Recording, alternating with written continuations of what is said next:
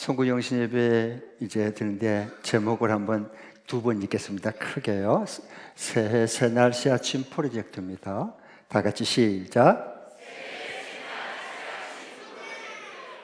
네.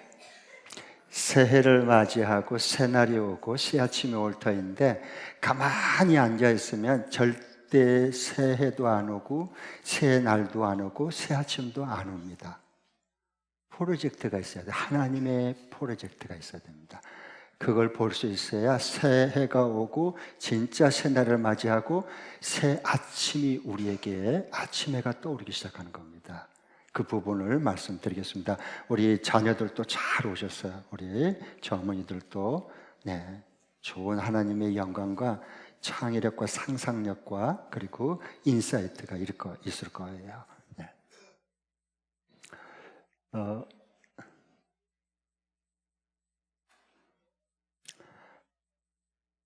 지금 안 믿는 사람들은 울진, 포항 그 장거리 고생해가지고 해돋이 가서 보겠다고 고생 엄청나게 해버립니다.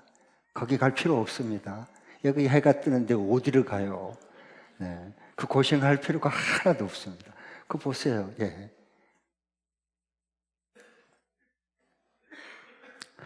야복강가에서 야곱이 20년 만에 고향으로 돌아오는데 기대가 다 무너졌어요. 한꺼번에 다 물거품이 됐어요. 왜냐하면 형이 20년 만에 돌아왔으니까 그 분노가 다 사라질 줄 알았거든요. 그런데 들리는 소문에 그 자기 동생 야곱이 돌아온다는 소식을 듣고 20년 동안 복수의 칼을 갈았습니다. 복수의 칼을 쓱싹 이제 죽여버리겠다는 겁니다. 칼 잡고. 그리고 혼자 잡으려고 그러면 도망가니까 야곱은 도망치기를 잘하거든요.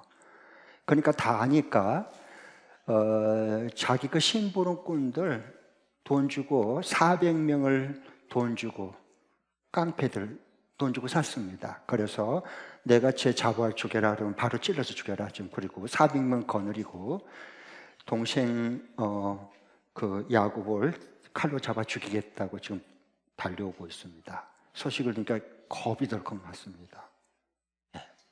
돌아갈 수도 없고 앞으로 갈 수도 없고 진퇴양난입니다. 그래서 야복강가에서 다 모든 자식들 양떼 소떼 다 건너버려 놓고 하나님 앞에 밤새내 씨름 기도를 했습니다. 어차피 죽을 거 뭐. 그래서 생사를 거는 씨름 기도를 하는데 그때 하나님께서 내가 이제 가련다 새벽에 왔으니까 그러니까 갈 수 없습니다 그래요. 저를 축복해 줘야 제가 갑니다. 그렇지 않으면 죽습니다.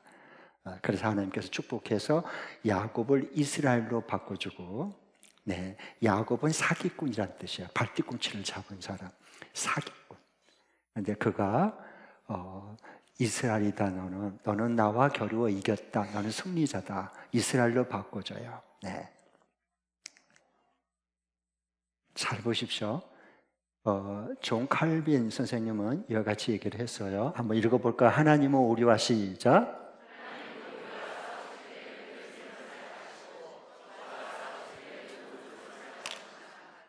그러니까 하나님은 적과 싸울 때는 오른손으로 싸워요. 오른손은 권능의 손, 능력의 손, 전능한 손이에요. 성경을 말할 때요. 그러니까 내가 너를 오른손으로 붙들리라. 그 말은 하나님의 전능한 이 능력의 손으로 너를 붙들겠다. 그 뜻입니다. 그러니까 적과 싸울 때는 이 권능의 손으로 싸워요. 하나님은. 그러니까 하나님을 이길 자가 없어요. 어떤 대적도. 그런데 하나님의 자녀들, 사랑하는 자들과 싸울 때는 하나님께서 오른손으로 빵! 켜포치를 날려버린 게 아니고요. 왼손으로 이게 말 안 들고 그러면 그냥 떼치 이렇게 손을 사용하는 거예요. 아셨어요? 여러분 잘못 안 들어 오른손으로 한번 빡 쳤으면 여러분 다 지금 이 세상에 다 없어. 전부 다 지금 저 흙 속에 들어가 있어야 됩니다. 전부 다 하면서 떼치. 우리 자식들한테 그렇게 하잖아요. 속상해도.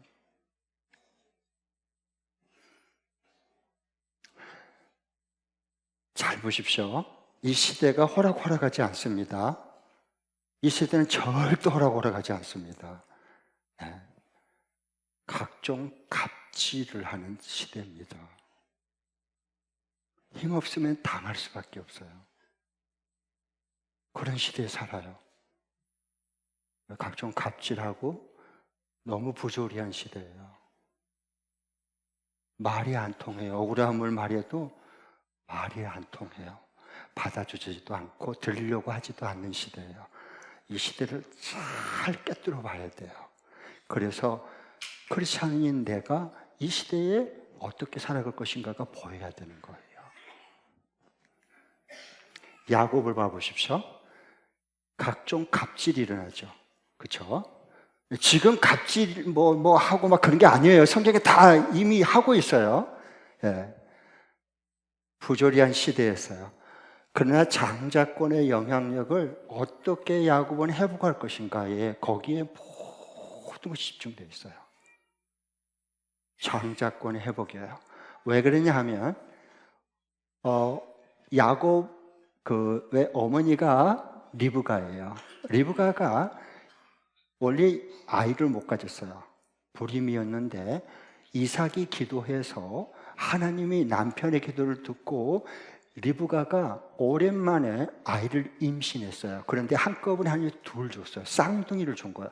그래서 6개월 지나고 나니까 아이들이 어떻게 해요? 배에서 놀죠. 그런데 엄마는 알아. 임산부는 아는 거예요. 이게 그냥 노는 게 아니야. 쌍둥이가 막 둘이 막 짚고 막 물고 뜯고 막 집어 당기고 막 그러고 막 여기서 전쟁터가 일어나는 거예요. 백중에서 둘 중에요.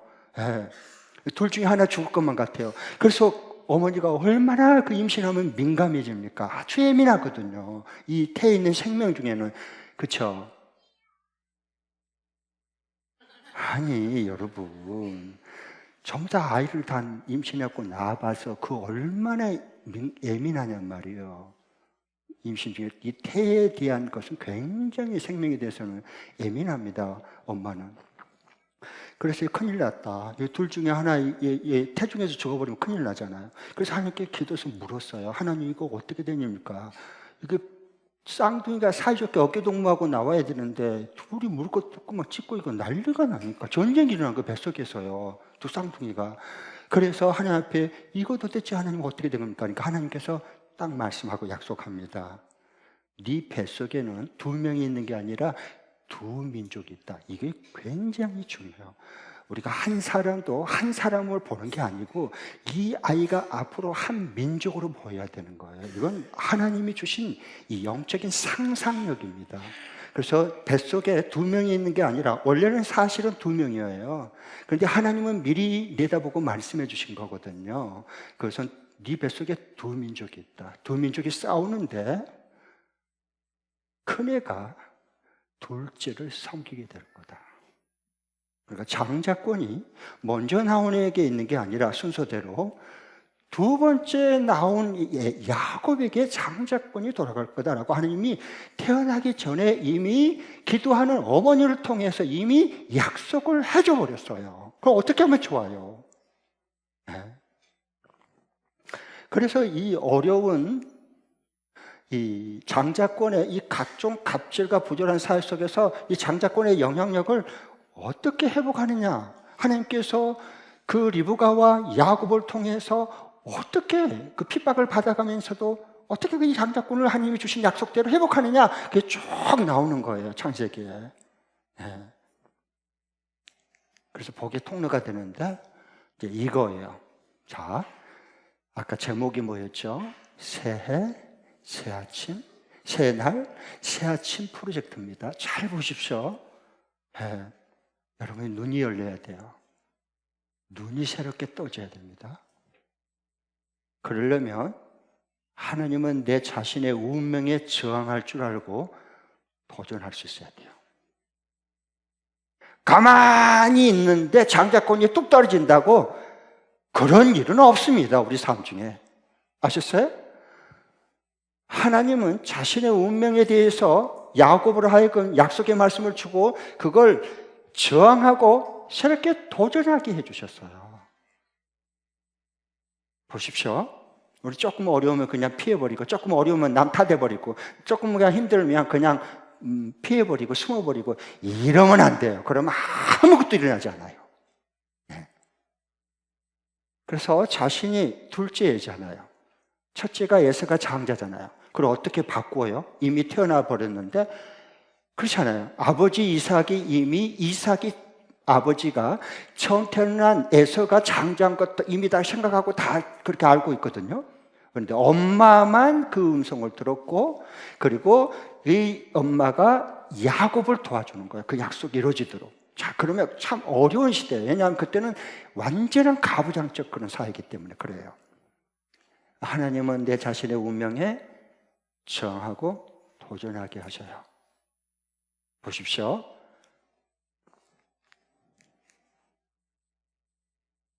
둘째인 야곱이 왜 그토록 장자권을 계속 도전했을까? 자신의 운명을 받아들이면 되잖아요. 나 둘째니까 난 장자 아니야. 그리고 끝나고 그냥 엄마 치마폭에 그냥 따라다니면서 주는 음식이나 먹고 그러면 돼요. 죽는 거 아니에요. 그래서 사라져요. 그러나 그 산 건 아니에요.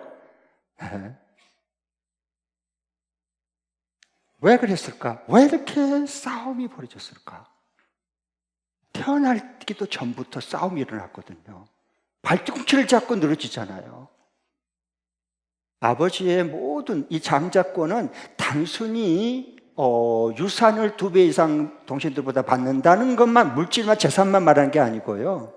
그 당시에 장자권은 아버지의 모든 명예와 주권을 상속하는 겁니다. 모든 주권을 상속하는 거예요. 통솔권, 영향력, 모든 것을 장자가 아버지로부터 받는 겁니다.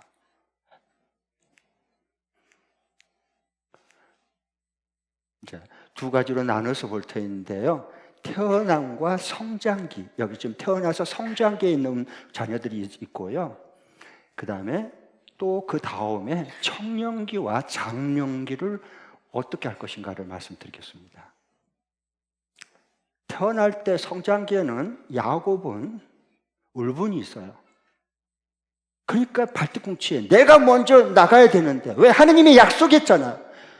큰 자가 작은 자를 섬기리라, 큰 자가 먼저 되리라 라고 말씀했으면 그대로 돼야지. 아니에요. 현실은 야곱이 먼저 나가야 되잖아요. 말씀대로. 아니에요. 에서가 먼저 나왔어요. 자기는 그러니까 이거 뭐지? 그리고 발뒤꿈치 잡고 형 못 나가, 내가 먼저 나가야 돼. 그리고 형이 먼저 나와버렸어요. 현실은 냉정해요. 그러니까 상처와 억울함이 있어요. 자, 태어나서 성장기에 있으면서 상처가 없는 아이가 있을까요? 없어요.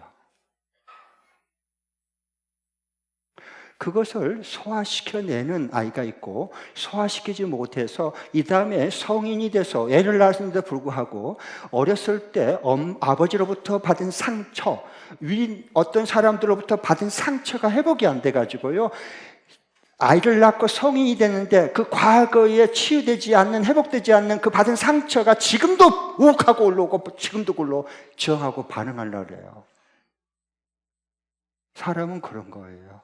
사람은 그런 거예요, 원래. 네. 그래서 야곱은 상처가 있고요, 태어날 때부터. 그리고 억울함이 있는 거예요. 왜 나는 둘째로 태어났지, 이거. 모든 걸 빼앗기잖아요. 그런데 중요한 것은 그 자신의 운명을 그대로 받아들이지 않아요. 저항하고 장자권을 합법적으로 차지할 수 있는 프로젝트를 만드네요. 누구와 함께? 하나님의 말씀을 받는, 믿는 어머니와 함께 만들어내는 장자권 프로젝트가 나온 겁니다. 이런 창의력이 있어야 돼요. 이런 영적인 상상력이 있어야 됩니다. 이 시대는. 네. 그러면 형이 배고플 때, 형이 사냥하고 가서 굉장히 배고파했을 때요. 그런데 딱 그때 타이밍을 보는 겁니다. 타이밍이 굉장히 중요해요. 그래서 야, 나 배고파. 좀 배고파 죽겠네. 야, 빨리 뭐 좀 내놔봐봐. 그러니까 야곱이 때는 이때다. 딱 해서 형, 배고프지? 그래, 배고파 죽겠어. 그렇지? 그러면 형, 우리 거래해. 내가 이거 팥죽 맛있는 거 많이 줄게. 그 대신 형이 가진 장자권 나한테 팔아. 나 팥죽으로 줄게. 그리고 정당한 거래를 했어요. 그러니까 성경에 보면 이 에서가 장자인데 장자권의 그 소중함을 관심이 없어. 경홀히 여겼다 그랬어요. 그러니까 뭐 팥죽 한 그릇 팔아먹어버린 거예요. 네? 그래서 팥죽 거래가 이루어집니다. 그래서 에서는 장자권이 공식적으로 정당하게 팥죽 한 그릇하고 정상 거래가 된 겁니다.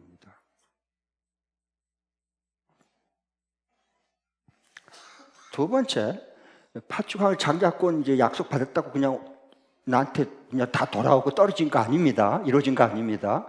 그 다음에 이제 아버지가 장자를 확인하고 축복을 해줘야, 안수를 해줘야 그것이 정식적으로 야곱에게 장자권이 넘어가는 겁니다. 모든 게 여러분, 이게 산 넘어 산이에요. 그냥 입 벌리고 감나무 떼서 감 떨어 주시옵소서. 이러고 있으면 감이 떨어질까요? 안 떨어져요, 여러분. 기도했으면 장애를 가지고 프로젝트를 만드는, 하나님의 프로젝트 속에서 내가 그걸 새롭게 만들어내야지. 그래서 아버지는 지금 연로하셔서 눈이 어두워서 사람을 분간을 못해요. 그 정도로 녹내장이 왔는지 백내장이 왔는지 잘 안 보이는 거예요. 제가 누구냐, 큰애냐 둘째냐 잘 몰라, 못 바라봐. 우리 김종곤 장로님 두 눈이 흐려서 백내장 수술을 받았더니 너무 작은 글씨까지 잘 보인다고 조금 전에 제가 물어봤더니 아주 너무 잘 보여 그러더라고요. 눈이 청춘이 됐어요. 아버지가 눈이 너무 어두워서 이 큰아들인지 둘째인지 가물가물해서 분별을 못할 정도가 됐어요. 그럼 이제 장자를 이제 권을 둘 중에 하나에게, 장자에게 그 장자권을 넘겨줘야 될 때가 됐다 그 말입니다. 그것도 첫 번째, 여기도 배고픈 때를 맞았고 여기도 때가 돼야 돼요. 욕심 부린다고 안 됩니다. 다 하나님이 일하신 때가 있는 거예요. 그 타이밍, 하나님의 타이밍을 볼 수 있어야 돼요. 그 타이밍을 위해서 놓치지 않으려면 미리 준비를 해야 해요. 그래서 프로젝트가 그래서 만들어진 거예요. 사업한 사람들 경기가 어려워, 아이고 그냥 문 닫게 생겼어요. 제발 좀 그러지 말고. 거기서 무슨 새로운 게 나오겠어요. 새로운 프로젝트를 만들려고 하는 하나님의 사인이고 음성으로 받아야지. 그래서 장자권 이양 축복 기도를 받아야 되는데 야곱은 아직까지는 둘째예요. 아버지가 이삭이 첫째 장자권을 축복을 해줄 사람은 야곱이라고는 눈꼽만큼 다시 생각하는, 눈꼽만큼이라도 에서가 큰애야. 얘를 축복해 줘야 되는 거예요. 그에게 물려주고 싶은 거예요. 그럼 어떻게 해야 돼요? 축복 기도를 받으려면 위기에 직면하고 자기의 운명에 대해서 도전해야 돼. 도전을 해야 되는 거예요. 하나님이 다 알아서 해줄 거야. 하나님이 다 알아서 안 해줘요, 여러분. 답답한 얘기예요, 그러면요. 그래서 잘 보십시오. 첫 번째, 자기 운명에 도전하는 겁니다. 이게 굉장히 중요해요. 사람이 정해놓은 순서, 사람이 정해놓은 기준, 사람이 정해놓은 거. 오늘 1부, 2부 예배 때도 38년 된 그 병 죽음 맞아 움직일 수 없는 그 베데스다 목가에서 그래도 마지막 지푸라기를 잡는 그 희망을 걸고 있는, 그래서 항상 1등만 들어가서 그 다 났는데 이 사람은 움직이려면 단순히 뻘떡 먼저 들어가 버려요.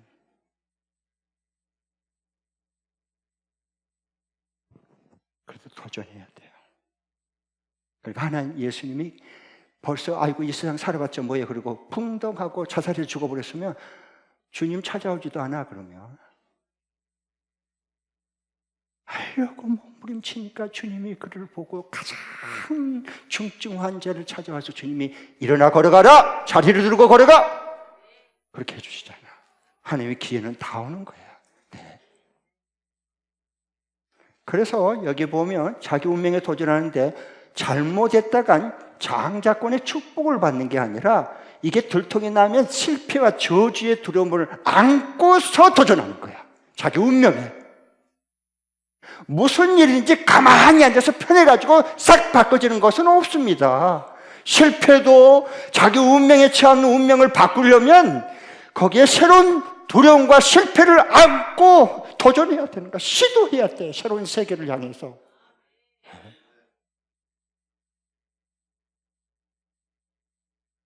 여러분 저를 봐보세요.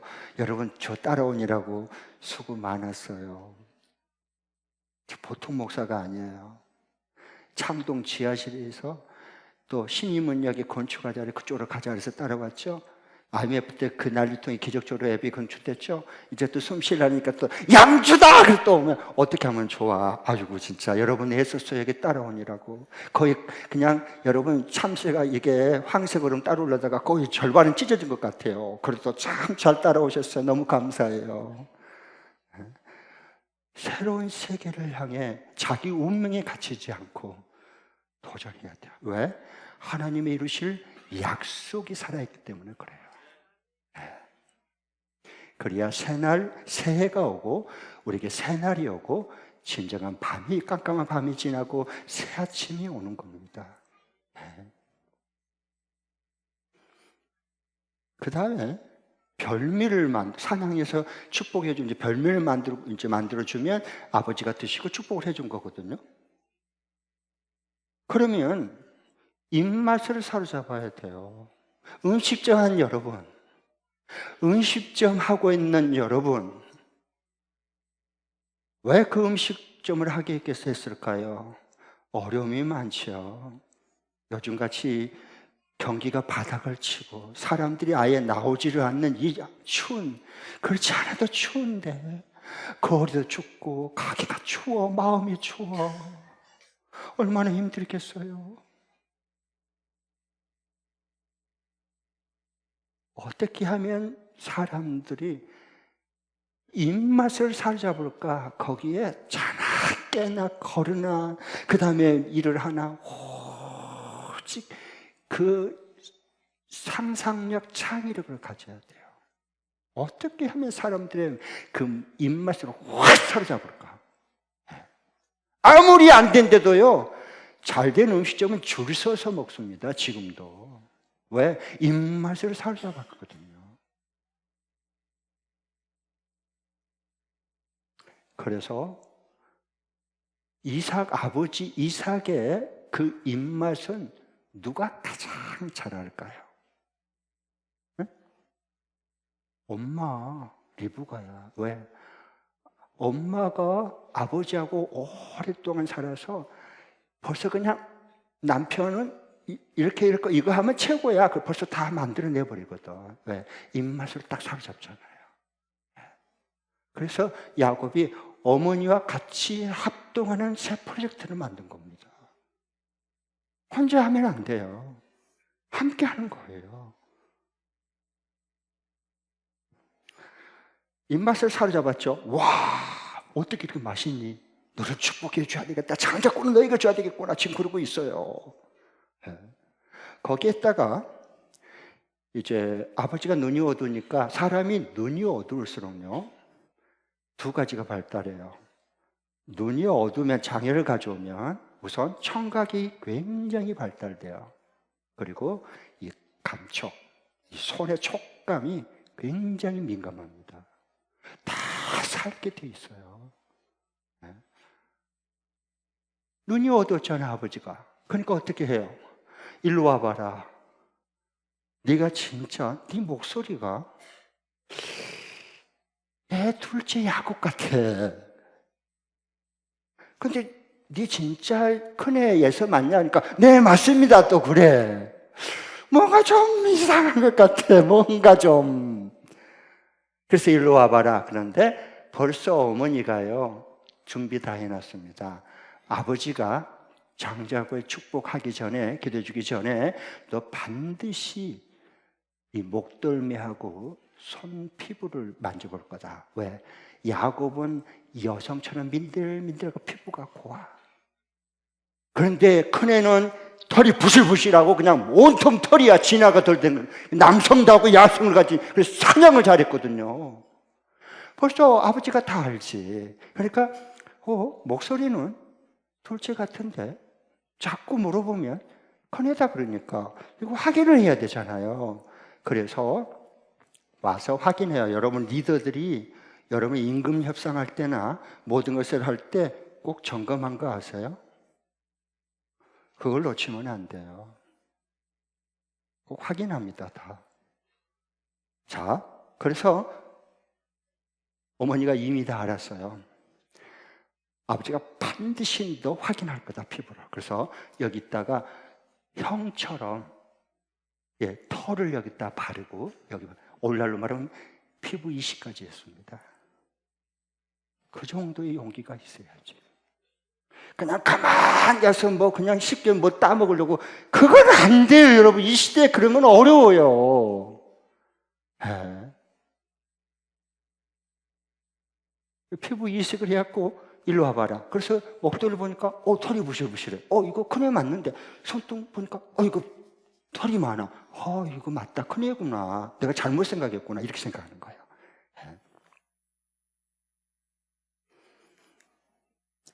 그 다음에 세 번째로는 이미 어머니가 얘기했어요.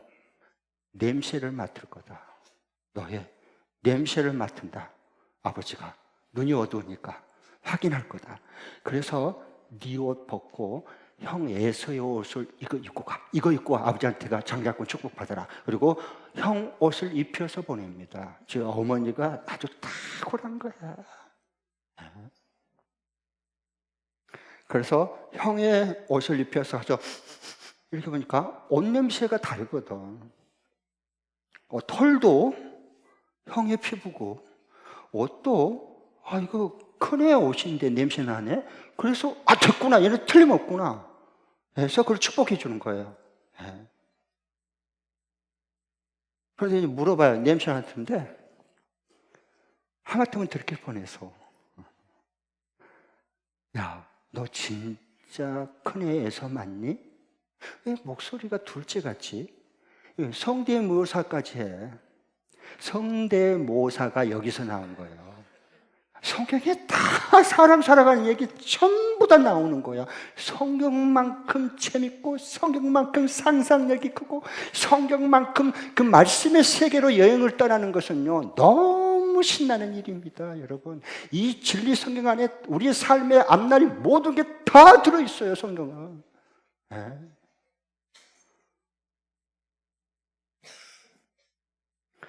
그래서 드디어 아버지가 야곱에게 정식으로, 공식적으로 축복을 해서 장자권을 이양합니다. 그게 하나님의 은혜다 그런 거예요, 이걸요. 자, 이게 성장기, 청소년기였고요. 이제 청년기, 장년기 좀 보겠습니다. 여기 청년 있고 너무 잘했어요. 장년 되신 분들 잘 참여했습니다. 어떻게 우리에게 새해, 새날, 새아침 프로젝트가 우리 속에서 만들어질 것인가를 말씀을 드리면서 그 그림을 그리세요. 그림을, 아름다운 그림을, 하나님 이루실 그림을 그리세요. 하나님의 약속의 말씀을 근거해서. 청년기, 장년기는 이제 이게 들통이 났다고 형이 죽이려고 그러니까 어머니가 그 낌새를 알고, 야, 빨리 처갓집에, 외갓집에 가라. 그래서 외삼촌 라반집으로 빨리 야간 도주하게 해서 살려냅니다. 형의 분노에서 거래를 해놓고, 이제는 속았다 그러고 얘네가 날 속여. 아니 정상적인 거래를 해놓고. 사람은 다 마찬가지야. 다 자기 중심이고 다 자기 입장에 자기 이기적이야. 사람은 형제간에 또 똑같아. 그래서 청년기, 이제 장년기를 집에서 보내지 못하고 도망쳐가지고 저 외삼촌 집에서 남의 집에서 큽니다. 남의 집에서 커. 쉽지 않아. 삶이 그러면 힘들어. 집에서 커도 힘겨운 세상인데 누가 부모가처럼 해주가니? 없어요. 거기서 노동해서 먹고 살아야 돼요, 이제는요. 한두 끼니는 줘요. 한두 끼니는 먹여줘요, 재워주고. 그러나 몇 년 지나보세요. 벌써 안색이 달라지. 왜 쟤는 일을 하든가 아니면은 떠나든가 그러죠. 저 언제까지 빈대처럼 빌불 채워주 살려고 그런 거야. 사람들이 이렇게 눈빛이 이상해. 대하는 태도가 벌써 달라지는 겁니다. 야곱이 그런 거 모르겠어요? 눈치가 빠른데. 그래서 냉정하고 부조리한 노동 조건 속에서 일을 하기 시작해요. 첫 번째는 가서 보니까 뿅 간 라헬, 그 외삼촌의 그 큰애는 내하고 둘째 딸은 라헬인데 둘째 딸이 너무 예쁜 거야. 청년 때에 예쁜 사람 맞으면 그냥 그 눈 속에 그냥 빨려 들어갈 것 같아. 그런 연애 안 해봤어요? 그런데 뭘 믿고 결혼했나요? 믿음이 대단하십니다. 그러면 눈을 보면 빨려 들을 것 같아요. 아멘. 아멘. 눈을 보면 내가 그만 빨려들 것 같아야 되잖아. 야곱이 라헬이 그렇게 예뻤어요. 그래서 말했어요. 결혼하게 해달라고. 그러니까 여삼촌 라반이 굉장히 계산적이고 영리한 사람이에요. 안 돼. 내가 그럼 내 딸 줄 테니까 아내로 7년 동안 먹여는 줘. 임금은 없어. 그렇게 하겠느냐? 네, 하겠습니다. 그래서 7년을 수일처럼 여기면서 노동을 했어요. 그래서 라헬을 얻습니다. 근데 자고 나니까 라헬을 아니라 큰애를 하룻밤 자고 났는데 일이 저질러져 버렸잖아. 그래서 야곱이 나를 어떻게 속일 수 있냐고 장인 어르신이 외삼촌이 돼가지고 그러니까 막 덤비니까 어떻게 했어요? 이 나라 풍습은 둘째가 첫째보다 시집갈 수 없다. 그러니까 첫째는 이렇게 가는 거고 둘째로 결혼하고 싶냐? 네, 그렇습니다. 그래서 그러면 너 또 7년 일해. 그러면 줄게. 이렇게 된 거예요. 장인이 무서워. 아주 무서운 사람입니다. 그런 부조리하고 냉정한 계속 갑질하잖아요. 야곱은 약자잖아. 말하면 당할 수밖에 없잖아. 그게 부조리한 계약서를 이미 노예 계약으로 쓴 거예요. 요즘에 노예 계약이 이제 나온 게 아니고 이미 성경에 다 나온 거라니까. 노예 계약서라고 하는 게 이런 거예요.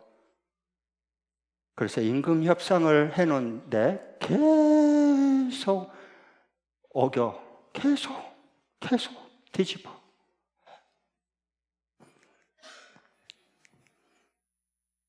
연말 임금 협상했어요? 회사에서요? 연말 연봉 협상했죠? 협상하기 전에 여러분 처음 제가 인사이트를 드릴게. 창세기 31장을 100번 읽고 임금 협상 가세요. 그러면 하나님의 이 놀라운 지혜와 그 임금 협상한 그 담당자의 마음을 깨뜨려보고 마음을 움직일 수 있고 내가 주도권을 가지고 제시할 수 있는 그런 지혜가 나와요. 창세기 31장 임금 협상 앞두면 꼭 100번은 읽으세요. 그리고 하나님의 지혜를 딱 갖고 딱 담대하게 가서 협상하세요. 맨날 눈치만 보고 잘리면 어쩌나, 더 깎이면 어쩌나 벌벌벌 떨고 이러지 마시기 바랍니다. 딸 라헬하고 결혼했는데 무임금 7년이 첫째 7년 임금 떼먹는 거야. 착취. 그 다음에 또 둘째 딸 라헬하고 결혼하는데 또 7년 무임금으로. 그리고 또 일을 하라. 그래갖고 7년 동안 또 이제 6년 동안 일했어요. 그래서 합의 20년 동안 처가살이였습니다.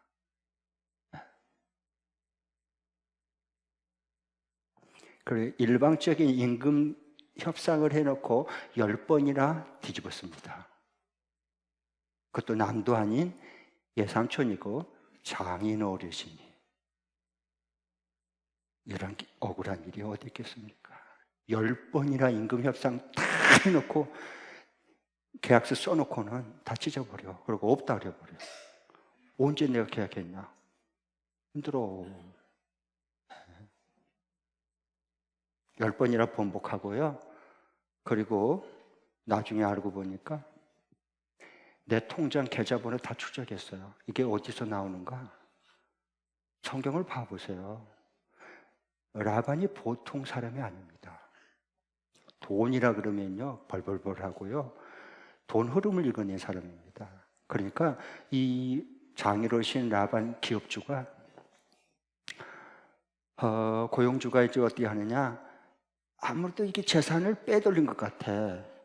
그러니까 자기 아들들을 풀어가지고 뒷조사 다 하게 만듭니다. 샅샅이 듭니다.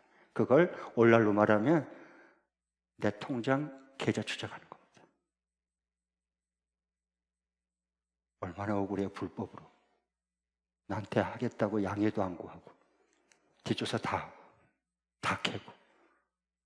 인센티브 그런 거 없어요. 양을 키웠는데 이거 새끼 몇 마리 나면 몇 % 내게 인센티브를 주겠다, 이런 것도 없습니다. 그 다음에 휴가 없습니다. 20년 동안 한 번도 휴가 준 적이 없습니다. 네가 얼마나 수고했느냐, 휴가에서 부모님도 살아계시니까 빨리 가서 인사드리고 휴가하고 그리고 너가 와라. 얼마나 그러면 좋겠어. 휴가 갈까봐 하루 이틀을 더 잘라내겨 못 가. 그 다음에 승진도 없습니다. 뭐 승진해야 일할 맛이 날 거 아니에요. 승진도 없어요, 20년 동안. 그리고 배신감, 분노가 커요.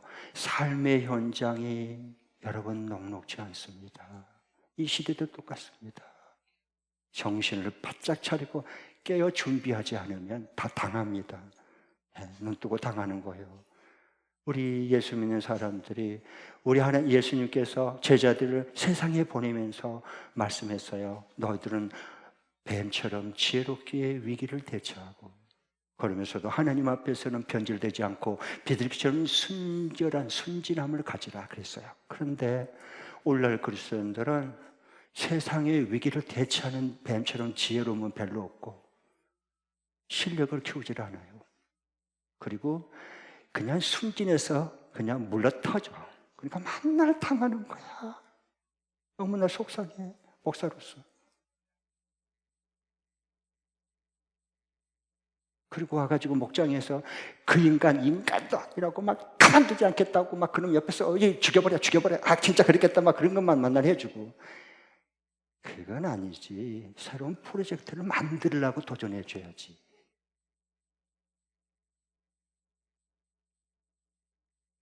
그 다음에 이제 새로운 프로젝트를 만든데 장자권을 위기 가운데 자기 운명으로 받들지 않고 새롭게 도전하는 데는, 장자권을 합법적으로 이양을 받고 축복을 받는 데는 어머니와 함께 했어요.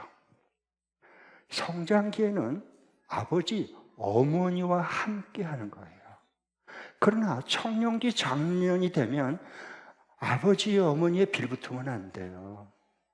재정적으로 독립해야 되고 정신적으로 자립해야 돼요. 부모 의지하고 손 벌리면 안 돼요. 그 옆에 재산 기웃기웃 하지 마세요. 그럼 거기서 못 벗어나요.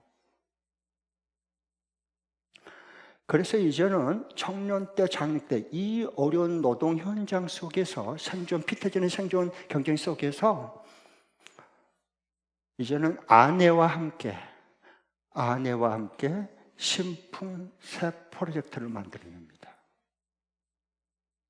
이걸 신풍 프로젝트, 장자권 프로젝트, 성장기는 지금은 가정을 가졌기 때문에 신풍 새 프로젝트를 만들어내는 겁니다. 이걸 받을 만한 분이 분명히 여기 있을 것 같아요. 받을 만한 분은 받으세요.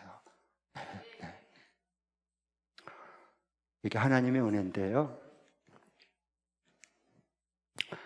악조건의 현장 속에서 삽을 쓰고 뛰쳐나오지 말고,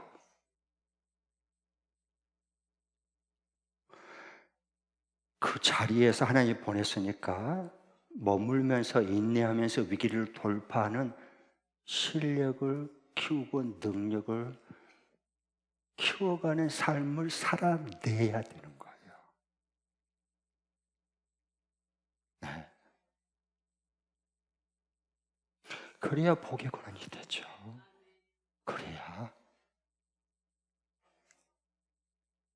내 임금 건강하고 아름진 양의 새끼를 계속 태어나게 만드는 새로운 창의력이 나옵니다. 그래서 꽉 막힌 곳에서 꽉 막히면 동서남북이 다 막히면 인생은 갇혀버린 게 아니라 하나님의 사람들은 역발상이 일어나죠.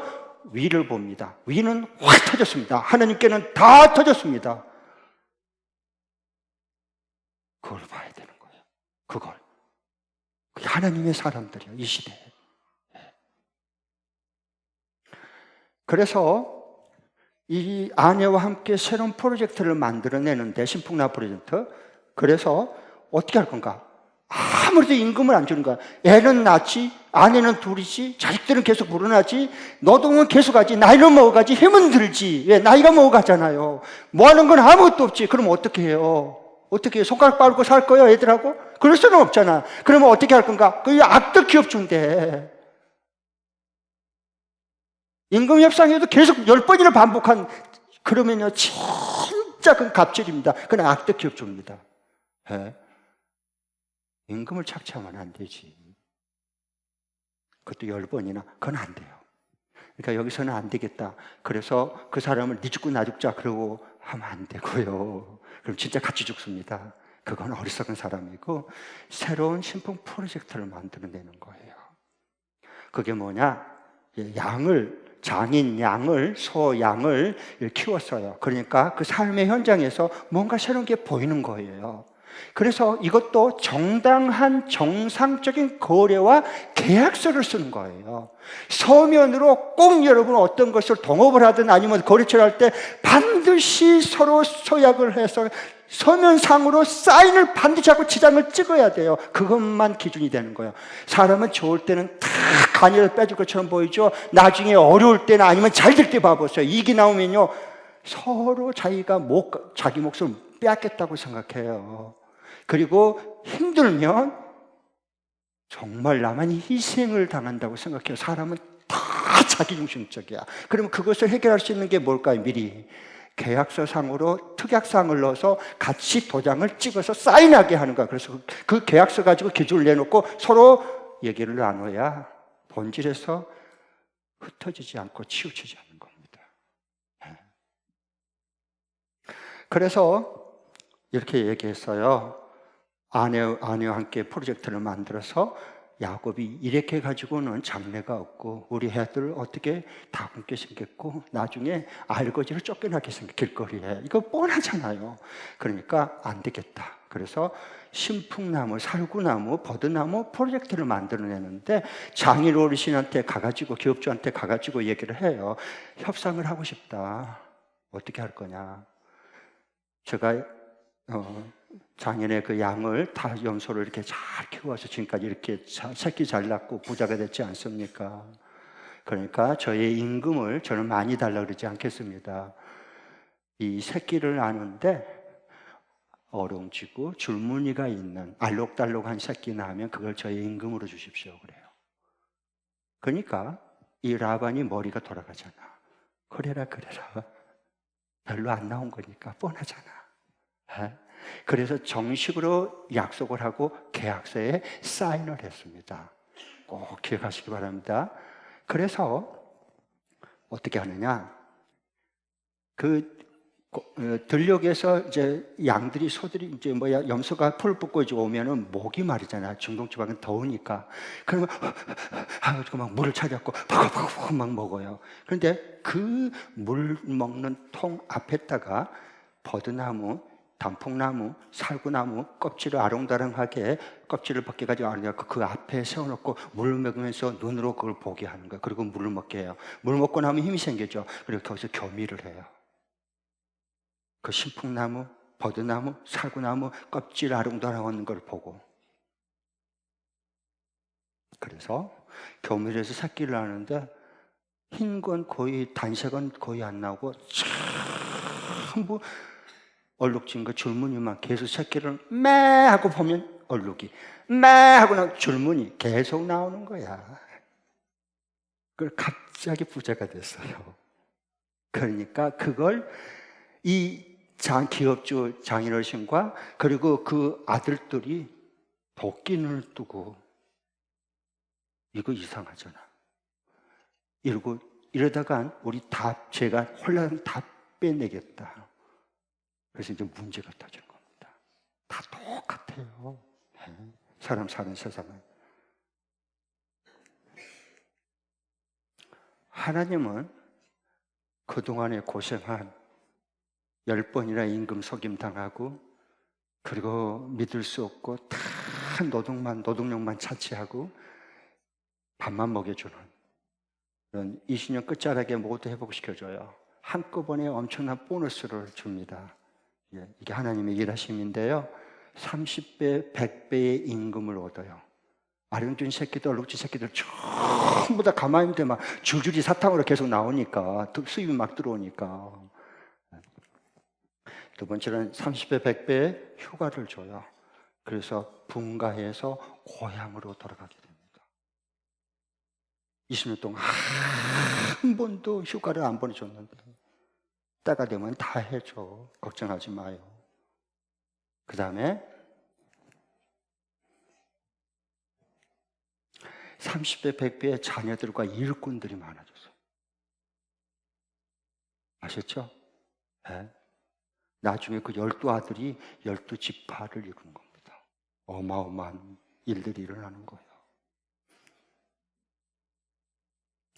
두 번째, 이제 거기서 끝났어요. 그리고 이제 고향으로 돌아와요. 그런데 문제가 생겼어요. 야복강가의 강을 건너기 전에 아까 말했던 형 장자권을 자기가 빼앗아갔다고, 속여서 빼앗겠다는 억울함의 분노 속에 20년 동안 칼을 간 형 에서가 칼을 들고 400명의 깡패들 동원시켜서 죽이겠다고 지금 달려오는 거예요. 잡아 죽이겠다고. 이제 부자 돼서 살만하다, 허리 펴려고 했더니 이제 편하게 살 수 있겠구나 하는데 아니거들랑요.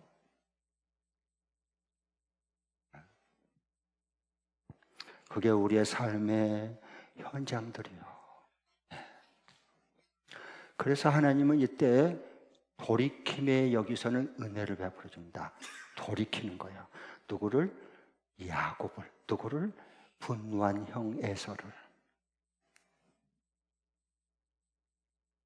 야곱을 죽이려 한 에서의 마음 언제 녹아졌죠? 분노가 물질을 많이 선물을 줘서가 보다는 형님 앞에 엎드려 7번을 절합니다. 하나님이 야곱을 돌이키는 거예요. 그래서 형 앞에 7번 절하면서 형님, 내가 잘못했습니다. 그동안에 이건 죽었으면 죽었지, 자존심 상해서 내가 뭘 잘못했까니. 정당하게 장자권 나한테 팥죽 한 거라고 거래했고 팔아먹었잖아. 근데 왜 나를 죽이려고 그러는가? 나도 형 죽여버릴까? 이러면 끝나는 겁니다. 이러면 어려워요. 자기가 깨우쳐요. 돌이켜요. 형님, 내가 잘못했습니다. 진실된 잘못을 얘기하는 거예요. 그러니까 33장 3절 4절 두 팔로 거깁니다. 한번 읽겠습니다. 하나님이 이렇게 돌이키니까 같이 얼싸안고 같이 웁니다. 시작.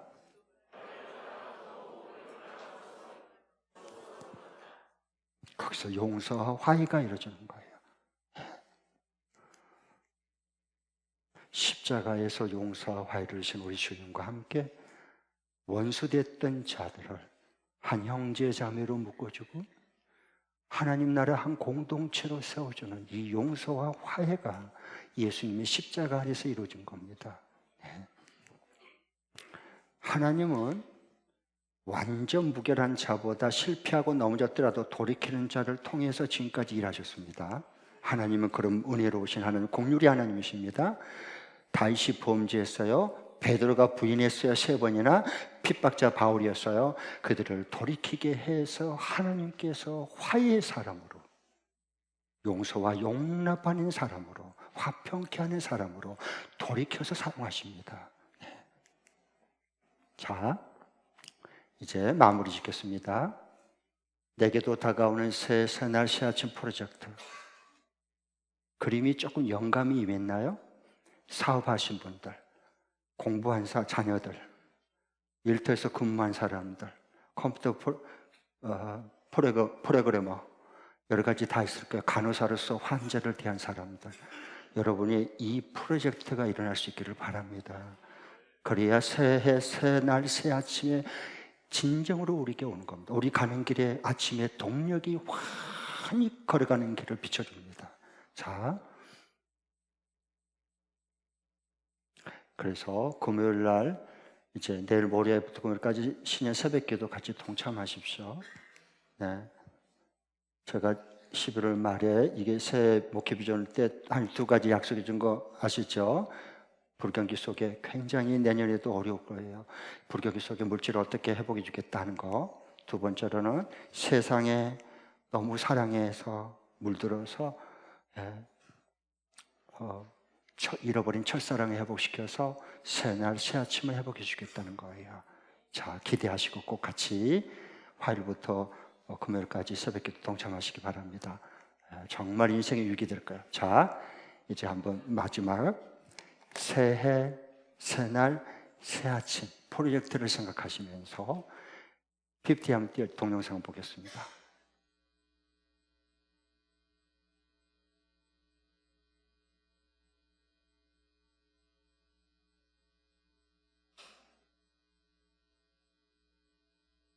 클릭 안 돼요? 원래 지금 동력의 밝은 태양이 확 서서히 떠오르는데 그게 안 돼요? 이거 떠올라요. 왔다!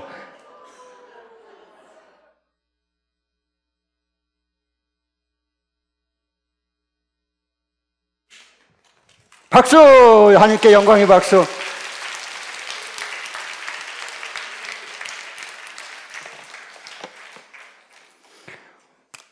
올해 새해는 뭔가 일어날 것 같지 않습니까, 여러분? 네, 아멘. 사니까 살고, 먹으니까 먹고, 일하니까 출근하고, 그건 안 돼. 공부해야 되니까 그냥 학교 가고. 그건 안 돼. 그건 안 돼요. 그렇지 않더라. 그렇게 살 수가 없어요. 네. 너무 감사하죠. 네. 할렐루야!